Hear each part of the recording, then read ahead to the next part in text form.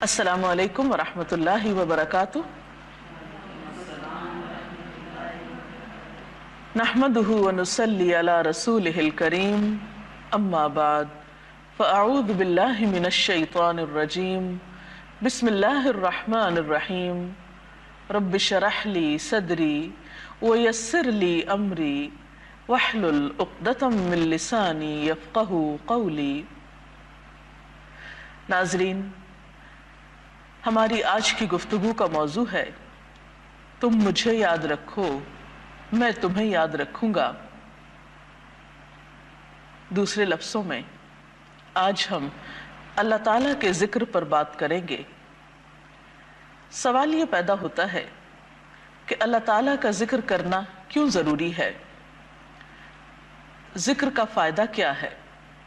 اور بذات خود ذکر ہوتا کیا ہے؟ ذکر کا معنی ہے کسی کو یاد کرنا۔ انسان کس کو یاد کرتا ہے؟ یقیناً اسی کو جو اس کو اچھا لگتا ہے، جس کی اس کی زندگی میں کچھ اہمیت ہوتی ہے۔ ظاہر ہے کہ ہمارا رب جس نے ہمیں پیدا کیا، جس نے ہمیں سب کچھ دیا، وہ اس بات کا سب سے بڑھ کر مستحق ہے کہ اسے یاد رکھا جائے، اور خاص طور پر روزے کی حالت میں۔ روزہ چونکہ انسان کو مستقل طور پر ایک احساس دلاتا رہتا ہے کہ تمہیں کوئی دیکھ رہا ہے، اور اس سے انسان کے اندر ایک روحانی سی کیفیت پیدا ہوتی ہے جو خود بخود اس کے لیے اللہ تعالیٰ کی یاد کا راستہ ہموار کرتی ہے۔ اللہ تعالیٰ بھی فرماتے ہیں فَاذْكُرُونِي أَذْكُرْكُمْ وَاشْكُرُوا لِي وَلَا تَكْفُرُونِي۔ تم مجھے یاد رکھو میں تمہیں یاد رکھوں گا، اور تم میرا شکر ادا کرتے رہو اور میری ناشکری نہ کرنا۔ ذکر کی اہمیت اور فضیلت کسی سے بھی چھپی ہوئی نہیں، اور اس وقت ذکر کے موضوع پر بات کرنا تو دراصل ایک یاد دہانی ہے، کیونکہ ہم سب بھولنے والے ہیں۔ بہت سی چیزوں کو ہم سمجھتے ہوئے بھی بھول جاتے ہیں۔ تو آئیے چند ایک احادیث اس سلسلے میں ہم دیکھتے ہیں۔ نبی اکرم صلی اللہ علیہ وسلم کا فرمان کیا ہے، آپ کا طریقہ کیا ہے، اور ہمیں کیا کرنا ہے۔ اللہ تعالیٰ خود بھی فرماتے ہیں یا ایھا الذین آمنوا اذکروا اللہ ذکرا کثیرا۔ اے لوگو جو ایمان لائے ہو، اللہ کا ذکر کرو، بہت کثرت کے ساتھ ذکر کرنا۔ یعنی یہ اللہ تعالیٰ کا مطالبہ ہے ہم سے، اپنی مخلوق سے، اپنے بندوں سے، کہ وہ ہر چیز سے بڑھ کر اس کو یاد کریں۔ اور بات یہ ہے کہ اس کا فائدہ بھی خود ہم ہی کو ہے۔ قرآن پاک میں اللہ تعالیٰ فرماتے ہیں الذین آمنوا وتطمئن قلوبہم بذکر اللہ الا بذکر اللہ تطمئن القلوب۔ ایسے ہی لوگ ہیں جنہوں نے مان لیا اور ان کے دلوں کو اللہ کی یاد سے اطمینان ہوتا ہے۔ سنو، اللہ کی یاد، اللہ کا ذکر ہی وہ چیز ہے جس سے دلوں کو اطمینان نصیب ہوتا ہے۔ اور وَلَذِكْرُ اللَّهِ أَكْبَرُ، اللہ کا ذکر بہت بڑی چیز ہے، کوئی معمولی چیز نہیں کہ انسان اسے نظر انداز کر سکے۔ اور اگر انسان اسے نظر انداز کرتا ہے تو اس پر انسان کو نقصان کیا ہے؟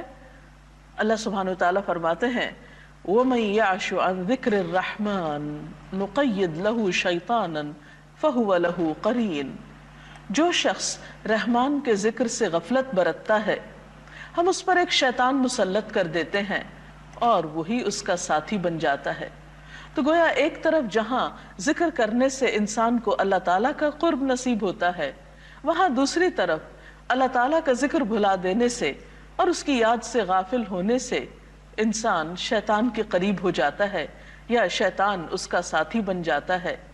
اور آپ سب جانتے ہیں کہ جس کا ساتھی شیطان ہو پھر وہ کیسا ساتھی ہو سکتا ہے، اور انسان کے لیے وہ کتنا نقصان کر سکتا ہے۔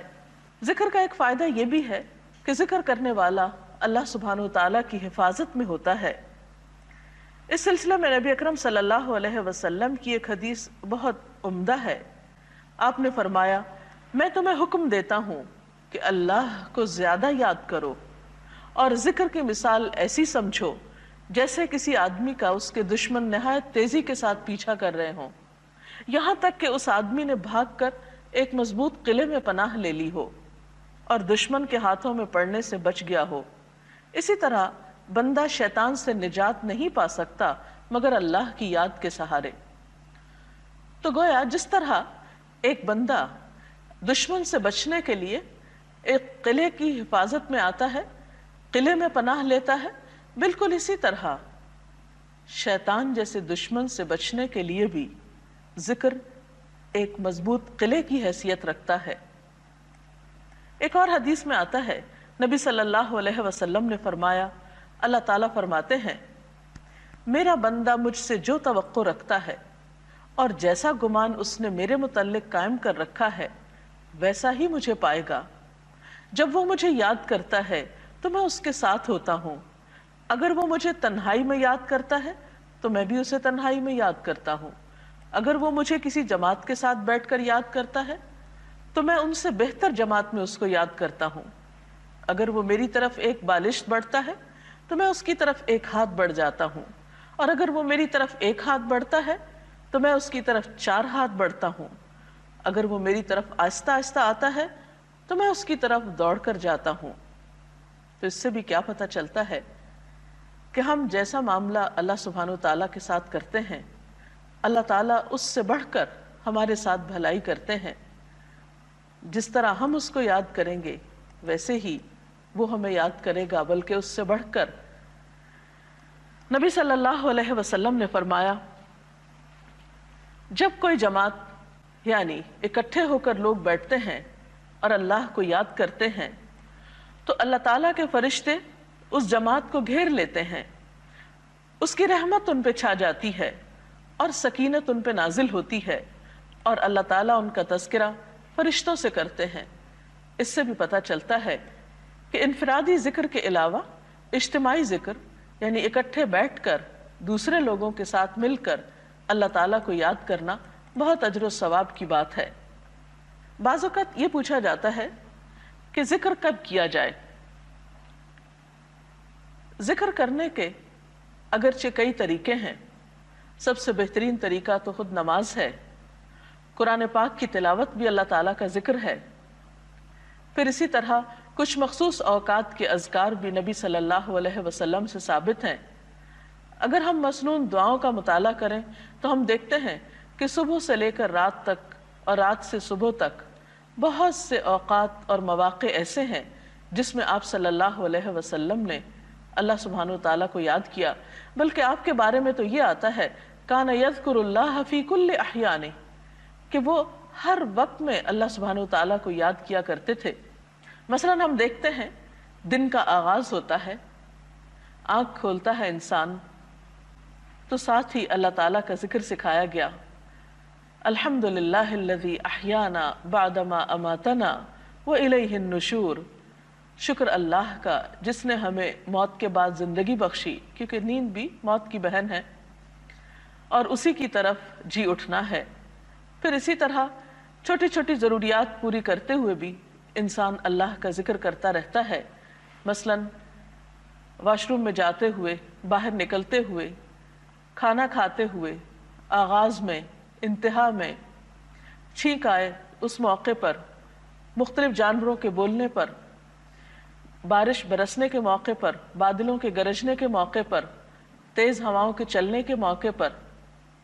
مختلف مواقع دن بھر میں ایسے آتے ہیں جہاں اللہ کے رسول صلی اللہ علیہ وسلم نے ہمیں بہترین اذکار سکھائے ہیں۔ اسی طرح نماز تو ہے ہی اللہ کے ذکر کا نام۔ پھر اسی طرح اگر ان اوقات کے علاوہ بھی جب کبھی فرصت ہو، جب جب موقع ہو، ان موقعوں پر اللہ سبحانہ وتعالیٰ کو یاد کرتے رہنا چاہیے اور کثرت سے یاد کرنا چاہیے۔ آپ صلی اللہ علیہ وسلم کی زندگی کو اگر غور سے دیکھا جائے تو وہ سراپا ذکر تھی۔ ایک صحابی نے نبی صلی اللہ علیہ وسلم سے عرض کیا اے اللہ کے رسول صلی اللہ علیہ وسلم، نیکیوں کی قسمیں تو بہت سی ہیں اور میں ان سب کو انجام دینے کی طاقت نہیں رکھتا، یعنی نیکی کے بہت سے طریقے ہیں، سب میرے بس میں نہیں، لہٰذا مجھے ایسی چیز بتا دیجئے جسے میں گرہ میں باندھ لوں، اور زیادہ باتیں نہ بتائیے کیونکہ میں بھول جاؤں گا۔ تو آپ صلی اللہ علیہ وسلم نے اس کے جواب میں فرمایا، تمہاری زبان ہر وقت اللہ کے ذکر سے تر و تازہ رہے، یعنی آسان سا نسخہ ہے، اگر بہت سے کام تم نہیں بھی کر سکتے تو ہر وقت اللہ کو یاد کرتے رہو، اور پھر یہ یاد مخصوص مواقع کے علاوہ کن کلمات سے؟ مثلا سبحان اللہ، الحمدللہ، اللہ اکبر پڑھتے رہنا، دو الفاظ پر مشتمل مختصر ترین کلمات ہیں لیکن بہت ہی مفید۔ مثلا حدیث میں آتا ہے الحمدللہ تملأ المیزان، کہ الحمدللہ کہنا میزان کو بھر دیتا ہے۔ اسی طرح اور کلمات بھی افضل الذکر لا الہ الا اللہ کو قرار دیا گیا، اسی طرح استغفر اللہ کہنا، لا حول ولا قوت الا باللہ پڑھنا، درود شریف پڑھنا، یہ تمام ذکر کی بہترین شکلیں اور بہترین قسمیں ہیں جس میں انسان کا سراسر